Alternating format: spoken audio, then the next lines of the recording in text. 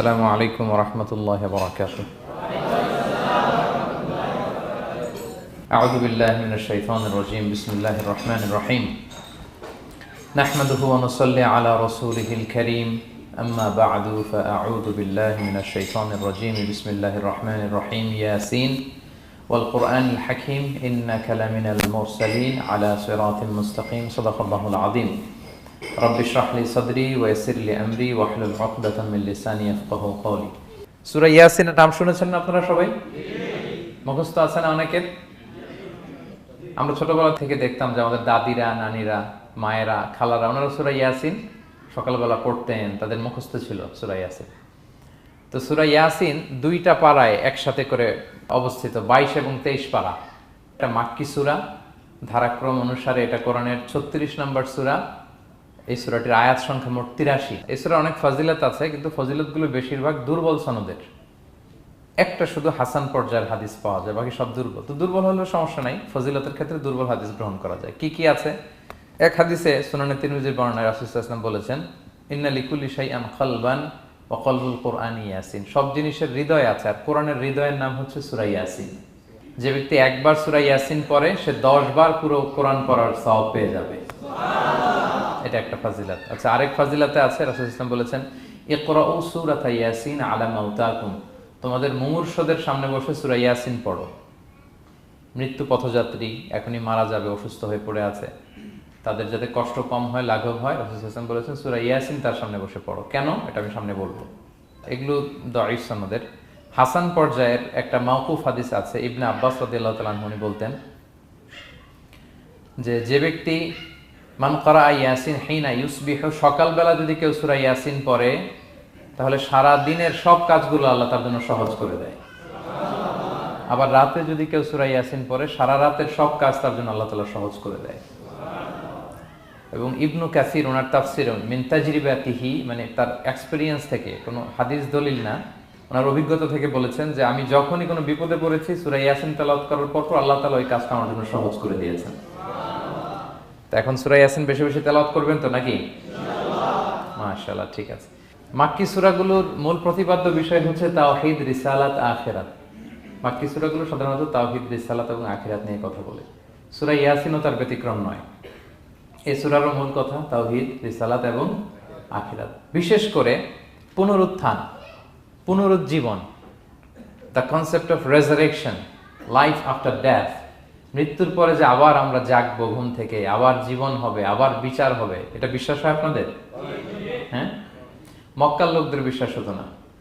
তারা অবাক হয়ে শুনতো রাসূল সাল্লাল্লাহু আলাইহি ওয়াসাল্লামের কাছ থেকে যে বলে কি, আমরা মরে যাব, পচে যাব, গলে যাব, জীর্ণ শীর্ণ হয়ে যাব, আমাদের হাড্ডি খুঁজে পাওয়া যাবে না, অস্তিত্ব পাওয়া যাবে না, আবার আমরা নাকি জীবিত হব, আবার নাকি উঠবো, আবার বিচার, আবার কি কি বলে মুহাম্মদ। তারা মিলাতেই পারতো না এটা। তো এই জন্য তাদের কাছে দ্য কনসেপ্ট অফ আখিরা, life after death, specially the concept of রেসারেকশনটাকে ক্লিয়ার করার জন্য আল্লাহ তাআলা এই সূরাটা নাযিল করেছেন। তাহলে এই সূরার সেন্ট্রাল থিম, মূল প্রতিপাদ্য বিষয় হচ্ছে পুনরুজ্জীবন বা পুনরুত্থান, মানে আবার যে আমরা পুনরায় উঠবো। বিশ্বাস হয় আপনাদের? হ্যাঁ, এটা কিন্তু মহাসত্য, বিশ্বাস রাখতে হবে আমাদের যে না, মরে গেলে সাময়িক দেখা যায় পচে যায়, কিন্তু আবার আমরা উঠবো। এবং এজন্যই মুমূর্ষ ব্যক্তির সামনে সূরা ইয়াসিন পড়তে বলা হয়েছে। আপনি যখন সূরা ইয়াসিন পড়বেন, তার সামনে কাইন্ড অফ আপনি তাকে বোঝাতে যাচ্ছেন যে আপনি প্রকৃতপক্ষে মারা যাচ্ছেন না, এটা আপনার জীবনের পূর্ণ সমাপ্তি নয়, বরং এটা এই নশ্বর দুনিয়া থেকে আপনার অস্তিত্বের সাময়িক একটা বিদায়। কেউ যে মারা যাচ্ছে, আমার দাদা, আমার বাবা মারা যাচ্ছে, আমরা বিদায় দিচ্ছি, আজীবন হারাই ফেললাম নাকি তারে আমরা? কি সে কি আজীবনের জন্য মিসিং? এটা সাময়িক একটা বিদায়, একটা শর্ট ব্রেক। ওনার অস্তিত্বের এই নশ্বর দুনিয়া থেকে ওনার অস্তিত্বের সাময়িক একটা বিদায়, কিন্তু পরবর্তী দুনিয়ায় তিনি কিন্তু আবার অনন্ত জীবন লাভ করবেন। তার মানে শারীরিক একটা মৃত্যু হচ্ছে, তার রুহের কোনো মৃত্যু নেই, হয় ইল্লিনে নয় সিজ্জিনে। ঠিক কিনা বলেন? আমাদের রুহগুলো কিন্তু মরে না, এটা আল্লাহর অর্ডারে ঢুকেছে, আল্লাহর অর্ডারে বের হয়, হয় ইল্লিনে নয় সিজ্জিনে। বিশ্বাসীদের রুহগুলো ইল্লিনে থাকে, আমাদের রুহগুলো যেন সেখানে থাকে, আমরা আল্লাহর কাছে কামনা করি, আমরা পড়ি আমিন। এজন্যই মৃত ব্যক্তিদেরকে আশাব্যঞ্জক করার জন্য এই সূরার মধ্যে যে কথাগুলো বোঝানো হচ্ছে যে আবার আপনি উঠবেন, আবার জীবিত হবেন, আবার আমরা মিলিত হব, বিচারের মুখোমুখি হব, আবার আমরা জান্নাতে একত্রিত হব, আমাদের গেট টুগেদার হবে, আমাদের রিট্রিট হবে। মানে মৃত্যুর মধ্যে আমরা আনন্দ খুঁজে বেড়াই নাকি? হ্যাঁ, মৃত্যু নিয়ে অনেকের কত ভয়, কিন্তু আমরা তো মৃত্যুই একমাত্র ওয়ে যার মধ্য দিয়ে আমরা আমাদের রবের সাথে সাক্ষাতের গেট ওয়ে। এটা আল্লাহর সাথে সাক্ষাতের প্রথম ধাপ হচ্ছে আপনাকে দুনিয়া ছাড়তে হবে, এছাড়া কি আল্লাহর সাক্ষাৎ পাওয়া যাবে? যাবে না। এই জন্য মৃত ব্যক্তির সামনে আল্লাহর হাবিব সাল্লাল্লাহু আলাইহি ওয়াসাল্লাম রাহমাতুল লিল আলামিন মুহাম্মদ রাসূলুল্লাহ সাল্লাল্লাহু আলাইহি ওয়াসাল্লাম তিনি সূরা ইয়াসিন তেলাওয়াত করতে বলেছেন। তাহলে সেন্ট্রাল থিম ক্লিয়ার সবার কাছে না? এবার আসেন কিছু প্রাইম লেসন, কোর লেসন সূরা ইয়াসিন থেকে। আমি সম্ভবত গত বছর আমার ভেরিফাইড ফেসবুক পেজ থেকে আমি 4টা লাইভ সিরিজ করেছি 4 ঘন্টার সূরা ইয়াসিনের উপর। আপনারা শুনবেন এগুলো, খুবই ওয়েল ডকুমেন্টেড ম্যানারে একাডেমিক ওয়েতে আলোচনা করেছি। যাদের সময় আছে শুনবেন এই লাইভগুলো। তো আমি এখন শুধু সার নির্দেশটা প্রাইম লেসন বা কোর লেসনগুলো নিয়ে আসি। 1 নম্বর লেসন হচ্ছে আল্লাহ তাআলা বলেছেন যে কোরআনের আয়াতগুলো একটার সাথে আরেকটা well connected, completely well net, এটা ওয়েল প্রোটেক্টেড। ওয়ান ডাজন্ট বলে differ the other or contradict the other. কোনো আয়াত আরেক আয়াতের বিপরীতে যায় না, একটা আরেকটার সম্পূরক, পরিপূরক, ওয়েল নেট, ওয়েল কানেক্টেড।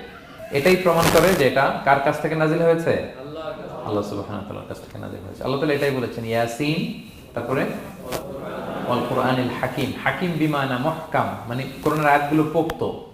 এটা হচ্ছে completely well net, perfectly connected, একটা আরেকটার সাথে কানেক্টেড। এক আয়াত ইফাসসিরু বা'দুহু বা'দান, এক আয়াত আরেক আয়াতকে ব্যাখ্যা করে। অনেক কথা কোরআনের এক জায়গায় সংক্ষেপে বলা হয়েছে, আরেক জায়গায় বিস্তারিত, এক জায়গায় ছোট করে আরেক জায়গায় বড় করে। কোন আয়াত আরেক আয়াতের সাথে কন্ট্রাডিক্ট করে না। আল্লাহ তাআলা বলছেন আফালা ইয়াতাদাব্বারুনাল কুরআন ওয়ালাউ কানা মিন ইনদি গায়রিল্লাহি লাওয়াজাদু ফীহি ইখতিলাফান কাসীরা। তারা কি কোরআন নিয়ে গবেষণা করবে না? এই কোরআন যদি আল্লাহ ছাড়া অন্য কারো কাছ থেকে নাজিল হতো তাহলে তারা কোরআনের মধ্যে অনেক বিরোধ দেখতে পেত, পরস্পর বিরোধ, অনেক বিরোধ দেখতে পেত। কিন্তু কোরআনের ভেতরে এই পুরো 30 পারায় কোথাও কি এক আয়াতের সাথে আরেক আয়াতের কন্ট্রাডিকশন আছে? কোনো বিরোধ আছে বলেন? না, এটা ওয়েল নেট, ওয়েল কানেক্টেড। অন্য আয়াতে আল্লাহ বলছেন লা ইয়াতিহিল বাতিলু মিন বাইনি ইয়াদাইহি ওয়ালা মিন খালফি। সামনে থেকে পেছন থেকে কোরআনে কোনো বাতিল অনুপ্রবেশ করতে পারে না, কারণ তানজিলু মিন হাকিমিন হামিদ, এটা প্রজ্ঞাময় প্রশংসিত আল্লাহর পক্ষ থেকে এটা প্রোটেক্টেড একটা কিতাব নাজিল হয়েছে। ফলে এটা কিয়ামত পর্যন্ত প্রোটেক্টেড থাকবে। এক আয়াত আরেক আয়াতের ব্যাখ্যা করে দেয়, এটা হচ্ছে একটা ব্যাখ্যা। আবার আল কোরআনিল হাকিম মানে হচ্ছে বিজ্ঞানময় কোরআন। কোরআনের মধ্যে অনেক বিজ্ঞানের কথাও আছে। শুধু বিজ্ঞান নিয়ে কি আছে, প্রায় 1.5 ঘন্টার লেকচার আছে আমার। Scientific indications of the holy Quran, cosmic symbols, natural phenomena, cosmology, embryology, morphology, bla bla bla, অনেক কিছু। কিভাবে এই পানি উপরে যায়, ওয়াটার সাইকেল, হাইড্রোলজিক্যাল সাইকেল, বৃষ্টি হয়, সূর্য কিভাবে ডুবে ওঠে, চাঁদ, তারপর মহাবিস্ফোরণ, বিগ ব্যাং থেকে শুরু করে মায়ের পেটে বাচ্চার ভ্রূণ কিভাবে ডেভেলপ করে, যত কসমিক সিম্বল আছে কোরআনে, এটা নিয়ে আমার 1.5 ঘন্টার একটা কোরআনের সায়েন্টিফিক ইন্ডিকেশনাল লেকচার আছে। তো সেদিকে আমি যাব না। তো আল কোরআনুল হাকিমের 2টা ব্যাখ্যা হয়। এক হচ্ছে মুহকাম, মানে কোরআনের আয়াতগুলো প্রোটেক্টেড, কানেক্টেড। আরেকটা হচ্ছে কোরআনের আয়াতগুলো বিজ্ঞানসম্মত, বিজ্ঞানের সাথেও কন্ট্রাডিকশন করে না। কিছু যদি অমিল থাকে বিজ্ঞানের অপেক্ষা করা উচিত। বিজ্ঞান সামনে আরো শিখবে, আরো জানবে, আরো ডেভেলপ হবে, তখন বারবার বিজ্ঞানের মাথা কোরআনের দিকে নিচু হয়ে আসবে। ঠিক কিনা বলেন? যত দিন যায় সহজ হয় কোরআন বোঝা আমাদের জন্য। বিজ্ঞানের আবিষ্কারের কারণে কোরআন বোঝা সহজ হয় এবং মিলে যাচ্ছে সবকিছু। তাহলে এটা হচ্ছে 1 নম্বর লেসন সূরা ইয়াসিন থেকে, যে কোরআনের সব ভার্সেস গুলা আর পারফেক্টলি কানেক্টেড, ইন্টারকানেক্টেড। 1 নম্বর। 2 নম্বর হচ্ছে সূরা ইয়াসিনের 10 নম্বর আয়াতে আল্লাহ তাআলা বলেছেন ওয়াসাওয়াউন আলাইহিম আনযারতাহুম আম লাম তুনজিরহুম লা ইউমিনুন। হে নবী, আপনি তাদেরকে ওয়ার্নিং দেন আর না দেন সমান সমান, কাজ হবে না। এর কারণ হচ্ছে জেনে বুঝে যদি কেউ সত্যকে প্রত্যাখ্যান করে তার অন্তরে আল্লাহ মোহর মেরে দেন। জেনে বুঝে সত্যকে প্রত্যাখ্যান করলে, আমি বুঝি নাই, আমি শুনি নাই, আমি জানি নাই, এটা আল্লাহ মাফ করবে। আমি কনভিন্স হই না, এই জন্য মানতেছি না, কিন্তু আমি জানি এটা সত্য, এরপরেও যদি সত্যটা গ্রহণ না করি তাহলে কার মুক্তি আছে বলেন তো? না, তাহলে এর মুক্তি নেই। এজন্য যারা সত্যান্বেষী তাদেরকে আল্লাহ পছন্দ করেন। ভুল করে না এরকম কোনো মানুষ নাই পৃথিবীতে। সবাই আমরা ভুল করি, সবার ভুল হয়, এটাতে কোনো অসুবিধা নেই। কিন্তু জেনে আমি সত্যকে মানবো না, এটা আল্লাহ কখনো মেনে নেয় না। অন্য আয়াতে সূরা বাকারা আল্লাহ বলছেন খতামাল্লাহু আলা কুলুবিহিম ওয়া আলা সামঈহিম ওয়া আলা আবসারিহিম গিশাওয়া ওয়া লাহুম আযাবুন আযীম। যারা জেনে বুঝে সত্যকে মানে না, নেগলেক্ট করে, তাদের অন্তরে আল্লাহ সিল গালা মেরে দিয়েছেন। কর্ণকুহরে ছিপি ঢুকিয়ে দিয়েছেন, চোখের সামনে পর্দা, কিছু দেখে না, কারণ ওরা সত্যটা মানতে চায়, নিয়তি করে ফেলছে যে আমি মানবো না। কেউ যদি নিয়ত করে ফেলে যে আমি বুঝবো না, যত বুঝাক তারা বুঝানো যাবে। আমরা বাংলা একটা কথা বলি না যে ঘুমিয়ে থাকলে তাকে জাগানো সহজ, কিন্তু ঘুমের ভান ধরলে, ভান ধরে আছে ওরা তো ধাক্কা মারতেছি, টানতেছি, ওকে উঠবে ঘুম থেকে না। এটার উদাহরণ দেখেন আবু জাহেল আর ওমরে ফারুক রাদিয়াল্লাহু তাআলা আনহু, দুইজনই ইসলামের শত্রু ছিল, ইসলাম বিরোধী ছিল, কিন্তু ওমরে ফারুক রাদিয়াল্লাহু তাআলা আনহু ছিলেন সত্যান্বেষী, সত্য শুনলেই মানতেন। কিন্তু আবু জাহেল ছিল তার বিপরীত, সে ছিল গোড়া, অহংকারী, ইগোইস্টিক সমস্যা ছিল তার।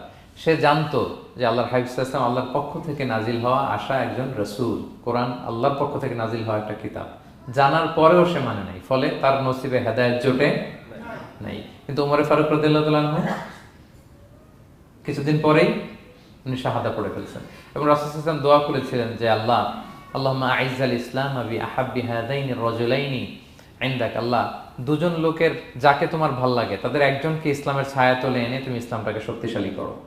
একজন হচ্ছে আবু জাহাল আর একজন হচ্ছে ওমর। আল্লাহ তাআলা কার জন্য দোয়াটা কবুল করেছেন বলেন তো?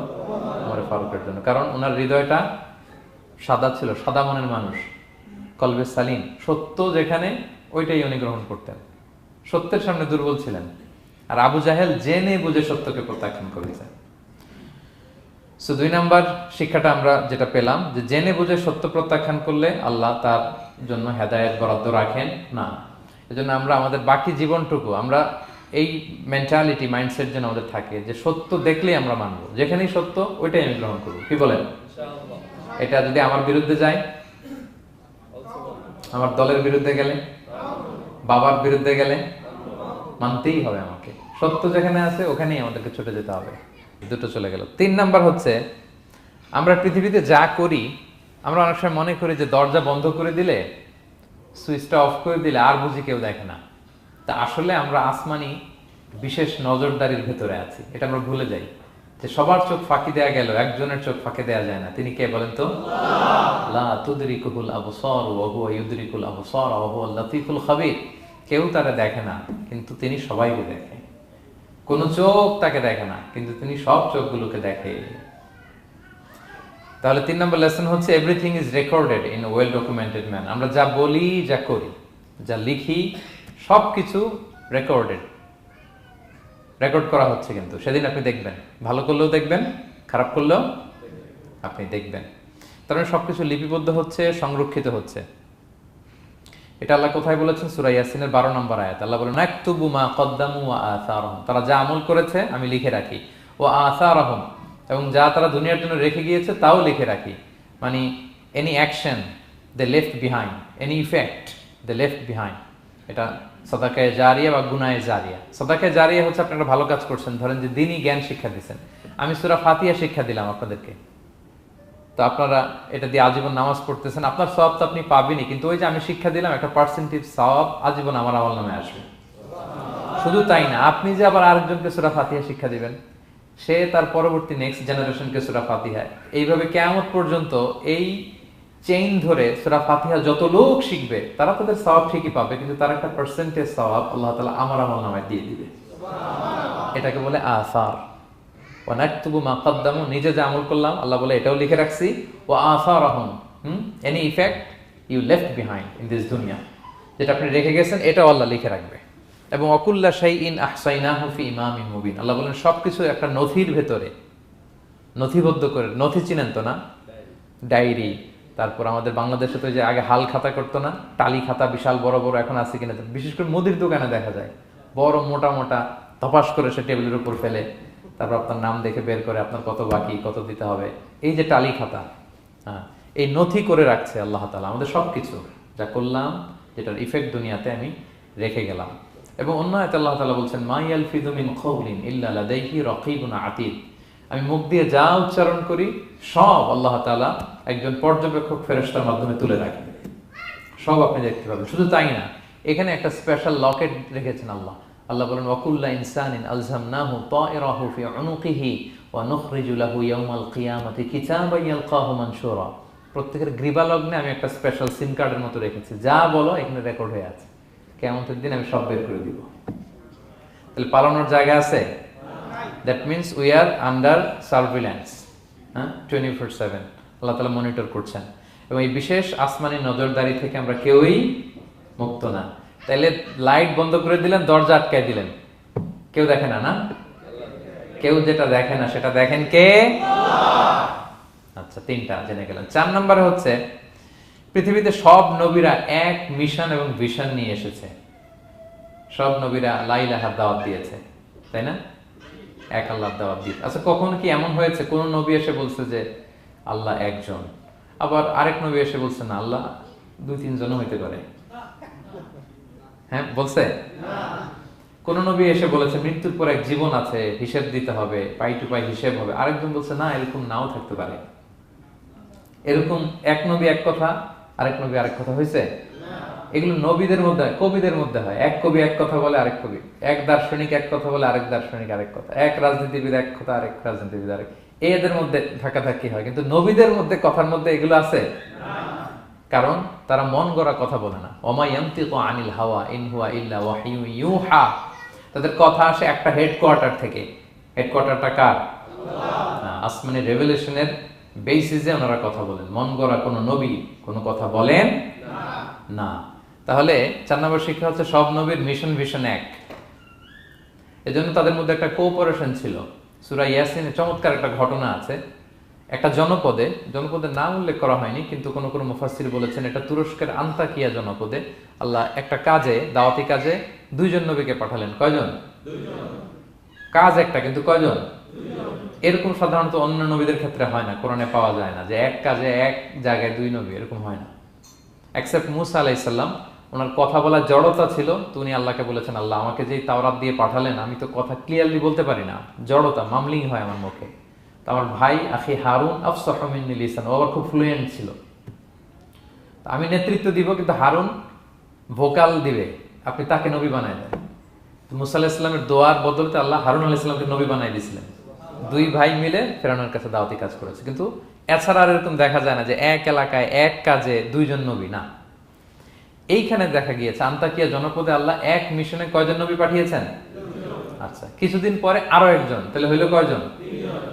এক কাজে এক জনপদে এক এলাকায় মোট 3 জন নবী, কিন্তু এদের মধ্যে কোনো মারামারি নেই। আমাদের দায়ীদের অবস্থা দেখেন তো বাংলাদেশে, মাশাআল্লাহ। আমাদের প্রত্যেক দায়ীদের একই মিশন না? একই মিশন, একই ভিশন, একই লক্ষ্য, একই ডেস্টিনেশন, কিন্তু কত বিভেদ, কত বিরোধ দেখেন। আল্লাহ তাআলা সূরা ইয়াসিনের 14 নম্বর আয়াতে বলছেন ইদ আরসালনা ইলাইহিম মুসনাইন, প্রথম 2 জন নবী পাঠালাম একটা মিশনে, ফাআজ্জাজনা বিসালিস, এবং 3য় জন দিয়ে আরো এদেরকে মজবুত করলাম, ফাকালু ইন্না ইলাইকুম মুরসালুন, তারা যে 3 জন একই কথা বলল যে আমরা রাসূল হয়ে এসেছি। তাহলে দেখেন নবীদের মধ্যে পারস্পরিক শ্রদ্ধাবোধ ছিল। বড় নবী, ছোট নবী, প্রধান বক্তা, দ্বিতীয় বক্তা, তৃতীয়, এগুলো ছিল না। এই 3 নবীর মধ্যে প্রধান নবী, দ্বিতীয় নবী, তৃতীয় নবী আছে নাকি? না। 3 জন একই মিশনে, একই ভিশনে, কোঅপারেশনে তারা এগিয়ে গিয়েছে। তো দেখেন আমরা যারা কোরআনের দায়ী, আমরা তো নবীদের কাজটাই করি, ফলে আমাদের মধ্যে এই কোঅপারেশন থাকতে হবে, এই রেসপেক্ট থাকতে হবে। আমি ব্যক্তিগতভাবে খুবই লজ্জিত যে আমাদের এই দাওয়া অঙ্গনটাকে আমরা কলুষিত করে ফেলেছি। আমরা অন্য আলেমকে, অন্য দায়ীকে তুচ্ছ করা, তাচ্ছিল্য করা, ছোট করা, হেয় করা, তাকে বাতিল করা, নাকচ করা, এরকম আমরা করে থাকি। আমি একাই ইসলামের মুখপাত্র, আমি যা বলবো এটাই, এটা ঠিকাদারি আমার কাছে, এরকম একটা মেন্টালিটি আছে না? এটা নবীদের মাইন্ডসেট এরকম ছিল না।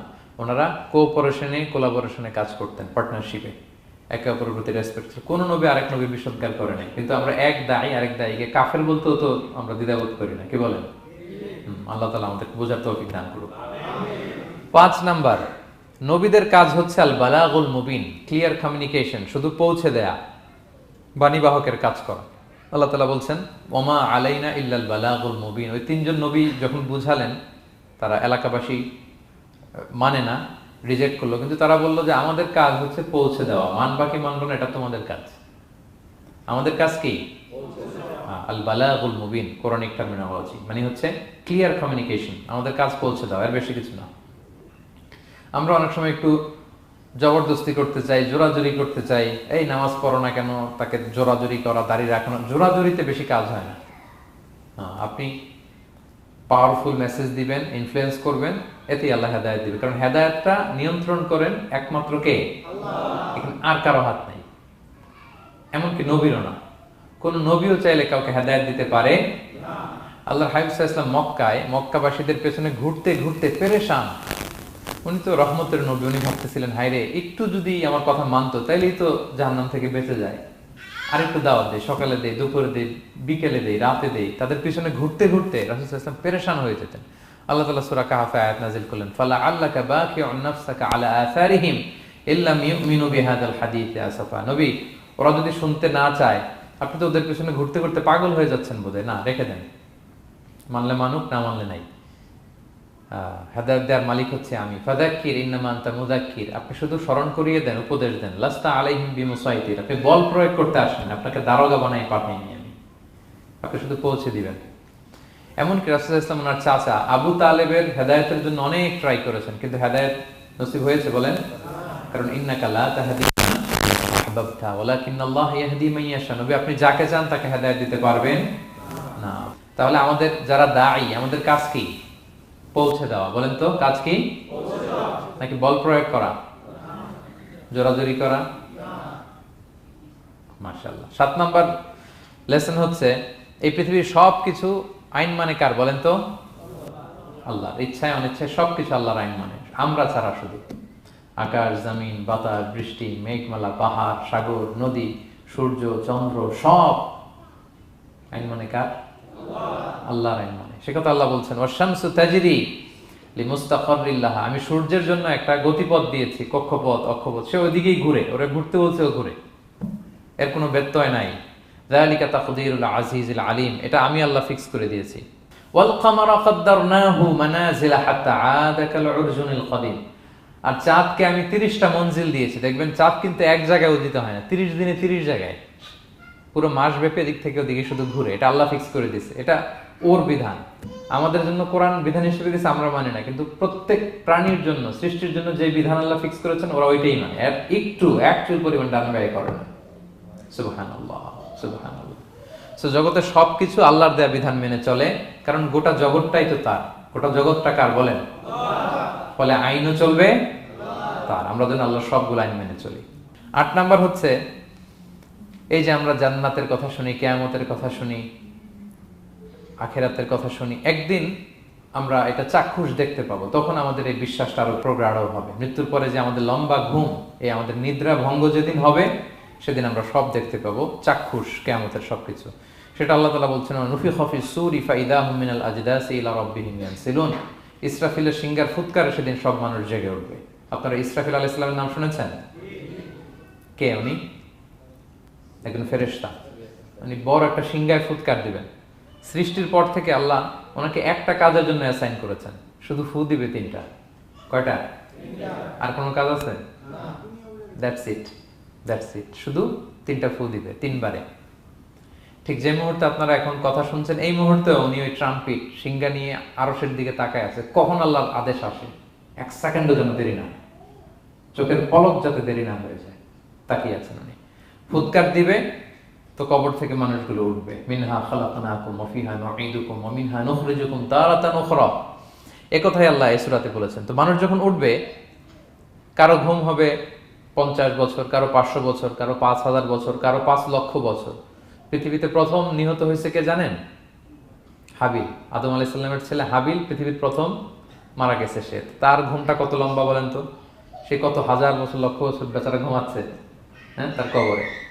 তো এই সব সিংহার ফুৎকারে সব কবর থেকে উঠবে। ক্বালু ইয়া ওয়াইলানা মান বাআসানা মিন মারকাদিনা হাযা, কিরে কে ভাঙালো এই লম্বা ঘুমটা? সবাই তো ঘুমাচ্ছিলাম। হাযা মা ওয়া'দার রহমান, ফেরেশতারা বলবে এইটাই সেই দিন যেটা বিশ্বাস করো না এই দুনিয়াতে। ওয়াজ নসিহত হইলে তো তোমরা মানতা না, বলতা এগুলো কিছু নাই। আজকে সেই দিন। সাদাকাল মুরসালুন, রাসূলরা সত্যই বলেছেন। ওই দিন মানুষ চাক্ষুষ কিয়ামতকে অবলোকন করবে। 9 নম্বর শিক্ষা হচ্ছে, তখন আল্লাহ তাআলা বিচার প্রতিষ্ঠিত করবেন। ওই বিচারে আল্লাহ কাউকে ঠকাবেন না। বলেন তো, আল্লাহর বিচারে কোনো পার্সিয়ালিটি আছে? কোনো ঘুষ দেওয়ার সিস্টেম? স্বজনপ্রীতি আছে? না। এই কথা আল্লাহ বলেছেন সূরা ইয়াসিনের 54 নম্বর আয়াতে, ফাল ইয়াউমা লা তুযলামু নাফসুন শাই, কোনো জুলুম হবে না।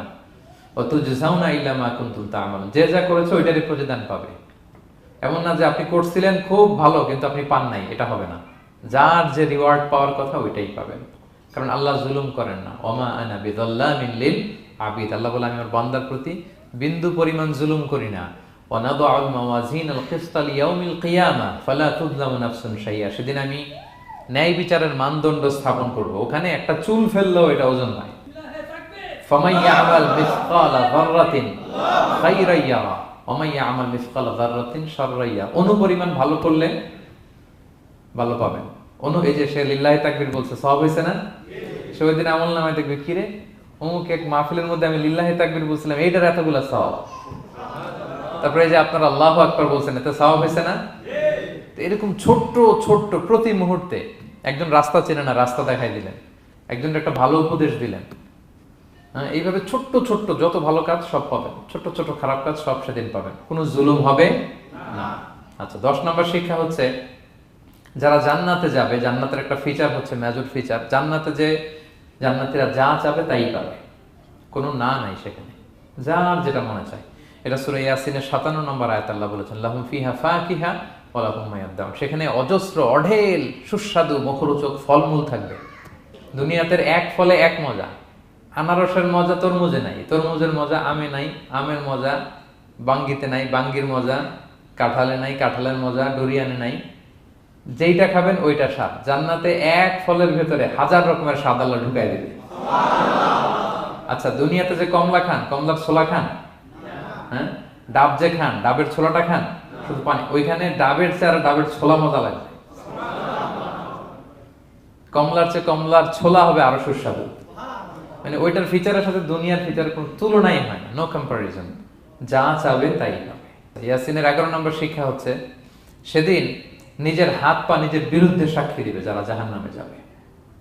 কারণ জাহান্নামীরা বলবে না আল্লাহ করি নাই, তোমার ফেরেশতারা ভুলে লিখছে, আল্লাহ আরেকজনের আমলনামা আমার দিয়ে দিছে, এই অনেক ধরনের অজুহাত। তখন আল্লাহ তাআলা তার মুখটাকে সিলগালা করে দিবেন। ফালইয়াউমা নাখতিমু আলা আফওয়াহিহিম ওয়া তুকাল্লিমুনা আইদিহিম ওয়া তাশহাদু আরজুলুহুম বিমা কানু ইয়াকসিবুন। আল্লাহ বলে তোমার মুখ আমি সিলগালা করে দিলাম, হাত কথা বলবে, তখন পা সাক্ষী দিবে কোথায় যে এই পাপটা করছেন। আপনি অবাক হন, কি রে, এই হাতে তো কত আংটি পরলাম, এরপর কত লোশন মাখলাম, হ্যাঁ, কত সুন্দর বডি ওয়াশ দিয়ে হাতটাকে ক্লিন রাখলাম, তারপর হাতের মধ্যে গ্লাভস পরলাম, হাত পা কত যত্ন আমি নিলাম, এই হাত পা আমার বিরুদ্ধে কথা বলে। রাগে মানুষ বলবে ওয়াকালু লিজুলুদিহিম লিমা শাহিদতুম আলাইনা, কি রে আমার বিরুদ্ধে কথা বলিস কেন? তো হাত পা বলবে ক্বালু আনতাকানাল্লাহ আল্লাযী আনতাকা কুল্লা শাই, ওই আল্লাহ আজকে আমাকে কথা বলার সুযোগ দিয়েছে, যে আল্লাহ চাইলে যে কাউকে যে কোনো সৃষ্টিকে কথা বলার সুযোগ দিয়ে থাকে। পাথরকে আল্লাহ জবান দিতে পারে, দিয়েছেন। রাসূল সাল্লাল্লাহু আলাইহি ওয়াসাল্লাম মক্কার শিয়াবের মধ্য দিয়ে যখন হাঁটতেন, অনেক পাথর রাসূল সাল্লাল্লাহু আলাইহি ওয়াসাল্লামকে সালাম দিয়ে বলেছেন, আসসালামু আলাইকা ইয়া নবী আল্লাহ, হে আল্লাহর নবী আপনাকে সালাম। কে দিয়েছে সালাম? পাথর। মরা খেজুর গাছ কেঁদে উঠেছে নবীর জন্য, তার মানে এগুলোর ভিতরে প্রাণের সঞ্চার করেছেন কে? আল্লাহ। সেদিন হাতের ভেতরে আল্লাহ তাআলা কথার শক্তি দিবেন। আপনার হাত আপনার বিরুদ্ধে, পা বিরুদ্ধে, আপনার বডি আপনার বিরুদ্ধে সাক্ষী দিবে। সো খবরদার, অতটুকু পাপ করি যতটুকু পাপের শাস্তি বহনের ক্ষমতা আমার আছে, একটু হিসাব মিলিয়ে নিই আমরা। 12 নম্বর লেসন হচ্ছে যে আমরা শক্তিশালী হই, ছোট থেকে বড় হই, এরপরে আবার দুর্বল হয়ে যায়। আল্লাহ বলেন ওয়ামান নুআম্মিরহু নুনাক্কিসু ফিল খালকি আফালা ইয়াকিলুন, আমি যখন কারো বয়স বাড়িয়ে দেই তাকে আবার দুর্বল করে দেয়। এটাই জীবন চক্র। দেখেন, শৈশব দিয়ে শুরু, তারপর কৈশোর, তারুণ্য, যৌবন। যৌবনের কথা চিন্তা করে তো বেশিরভাগ যুবক কি শক্তি গায় না, যা খায় ওইটাই হজম হয়ে যায়। ওভারটাইম করতে পারি, লাগাতার কাজ করতে পারি, মানে অনেক ক্যাপাসিটি। কিন্তু সেই আপনি যখন 60, 70, 80-তে যাবেন আর পারা যায় না, তখন একটা লাঠি লাগে। কি লাগে? আরো বাড়লে 90 যখন হয়ে যায়, 100, তখন ওই যে ছোট বাচ্চারা ওরা যা বলতেছে এরকম, ওরা যেরকম বোঝে না ওইরকম বোঝে না। বাচ্চাদেরকে এদিকে খাবার দিলে দেখবেন যে এদিক দিয়ে করতেছে, মসজিদ। ওই মুরব্বীরও এরকম, বাচ্চাদের প্যাম্পাস পরানো লাগে, যেখানে রাখে পেশাব পায়খানা, মুরব্বীরাও এরকম 90, 80 এদেরও পরানো লাগে, এদেরও আর কন্ট্রোলটা থাকে না। তাহলে দেখেন, this is our life cycle.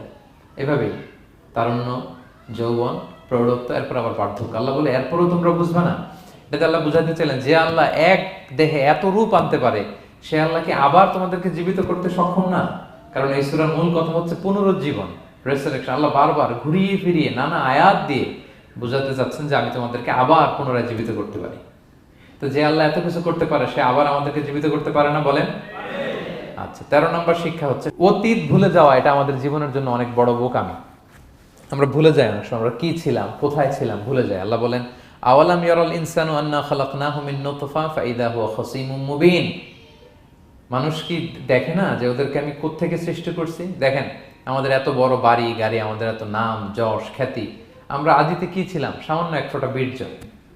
বাবার পিঠ থেকে, মায়ের গর্ভে ছোট্ট একটা পানি থেকে আমাকে সৃষ্টি করেছেন কে? আল্লাহ।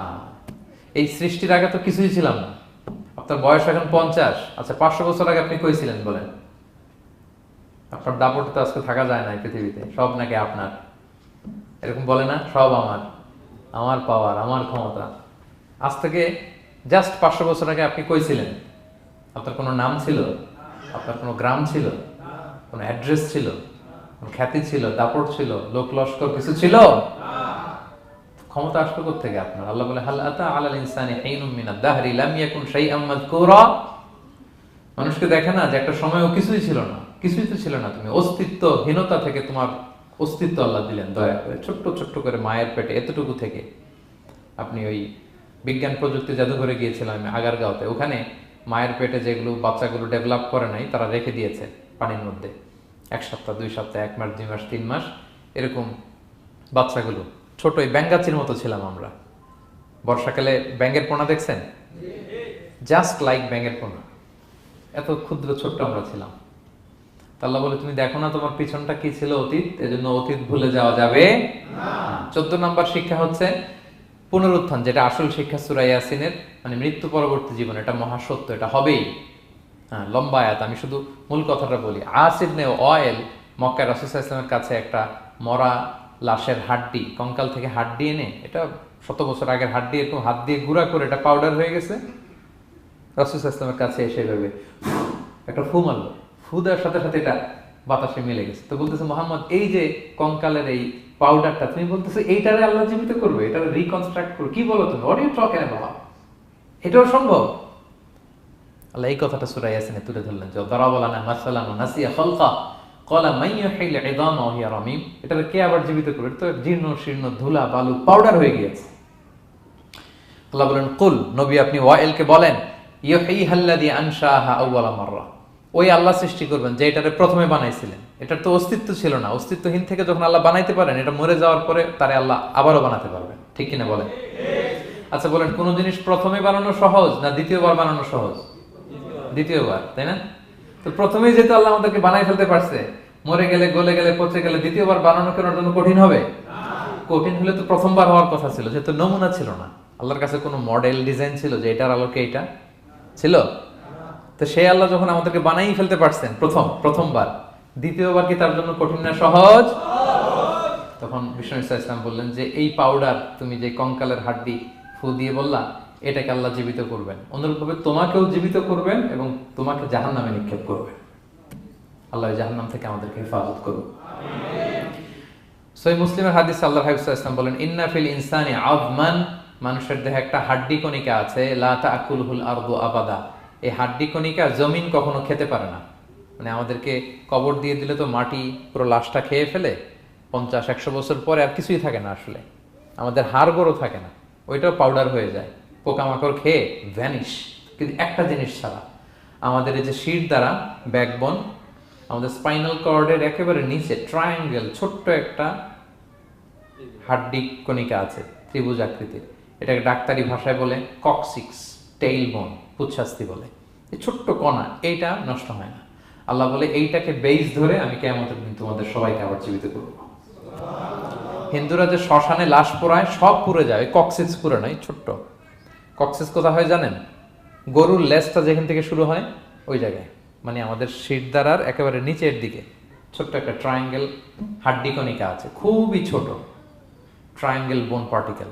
এটা থেকে আল্লাহ সৃষ্টি করবে। এটা বিমানের ব্ল্যাক বক্সের মতো, বিমান জ্বলে পুড়ে যায়, সাগরের নিচে গেল ব্ল্যাক বক্স কিছু হয় না। জানেন যে MH কত 370, ওই যে ডুবলো যে ভারত মহাসাগরের নিচ থেকে 3 দিন সিগন্যাল দিচ্ছিল ব্ল্যাক বক্স, এরপর এটার ব্যাটারিও নাই, আর দিতেও পারে নাই। দেখেন সব ধ্বংস হয়ে যায়। ব্ল্যাক বক্স থেকে বিমানের সর্বশেষ কি হয়েছিল ইনফরমেশন গুলো পাওয়া যায়, ওইটা নষ্ট হয় না সাধারণত বিমানের। এই আল্লাহ তাআলা এই ব্ল্যাক বক্স দিয়ে দিয়েছেন আমাদের পেছনে, আজবুল জানাব। এখান থেকে আল্লাহ তাআলা সেদিন আমাদেরকে রিকনস্ট্রাক্ট করবেন। তাহলে পুনরুত্থান, আবার যে আমরা জীবিত হবে, এটা বিশ্বাস হয় আপনাদের? হয়। এটা করতে আল্লাহ কিছুই লাগে না, শুধু কুন বললেই হয়ে যায়। কি বললে? এই কুন কথা দিয়ে আল্লাহ তাআলা শেষ করেছেন সূরা ইয়াসিন। আল্লাহ বলেন যে আল্লাহর যে অসীম ক্ষমতা, এটা শুধু কুন বললেই হয়। ইন্নামা আমরুহু ইযা আরাদা শাইআন আইয়াকুলা লাহু কুন ফায়াকুন। কুন হও, ফায়াকুন হয়ে যায়। বি ইট ওয়াজ, হও বলতে হয়ে যায়। তাই বলে কি আল্লাহ হও বলাটাও জরুরি না? তিনি হও বলারও মুখাপেক্ষী না।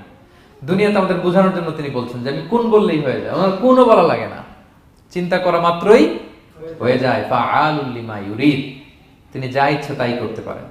সো সেই আল্লাহকে যেন আমরা ডাকি, তার কাছে যেন আমরা ফরিয়াদ করি, আমাদের মনের আকুতি, চাহিদা, প্রার্থনা তার কাছে যেন আমরা নিবেদন করে পেশ করি। আল্লাহ তাআলা আমাদের সবাইকে কথাগুলো বোঝার ও আমল করার তৌফিক দান করুন। হাযা মা ইনদি ওয়াল ইলমু ইনদাল্লাহি আলাইহি তাওয়াক্কালতু ওয়া ইলাইহি উনীব। আসসালামু আলাইকুম ওয়া রাহমাতুল্লাহি ওয়া বারাকাতুহু।